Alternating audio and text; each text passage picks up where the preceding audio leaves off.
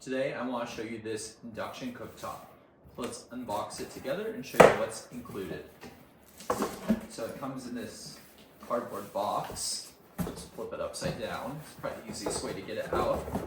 And then you have this nice packaging with all the kind of photos and words about what you're getting on the induction cooktop, so that's nice.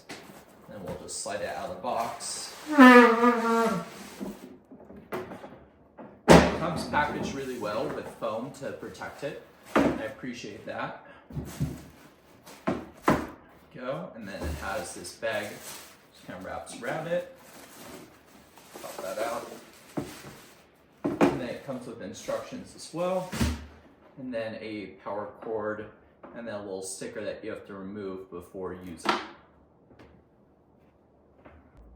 So the buttons are pretty simple. It's basically an on and off. You have a timer, temp, or heat button, and then adjustment up and down. So if I want to turn it on and then set temp, I can't do that because it knows nothing's on the top, which is really nice. So unlike a gas stove where you might have the ability to just turn this on and have heat, it will have to detect a pot or a pan on the top before it works. So the two types of pots and pans that work on these are ones with magnetic bases or cast iron. So a great use of this is if you're doing a get together with friends or family and you've already used up your stove with all your burners, it's nice to have an extra one on the side. Or if you have a van or a trailer, it's also a really nice handy thing to have as well. Now we're gonna test out and see how quickly it can heat up some water. So I'm gonna turn it on. Turn the temp up. So it goes up to 460 degrees. Okay, add some water in.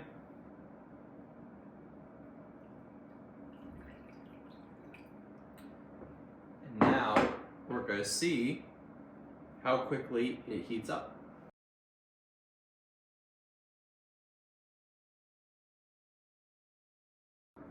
So that worked really quick. It only took 2 minutes to heat it to a boil. And I was running on temp at the high temp of 460. You could also run temp as low as 120 degrees Fahrenheit. And if you want to run heat mode, you could just do that at power level. It goes up to 1800 watts. So it's quite powerful. And the nice thing is you could also set a timer for many hours. So if you're trying to slow cook something, you could just set up on timer, stick it by your stove, and have it go, which is nice as well. You don't have to have gas running in your house to do that. So if you're looking for something super handy like this for your RV, for your van, for your trailer, for your home to extend your cooking surface, this is a really cool option. I highly suggest you check it out.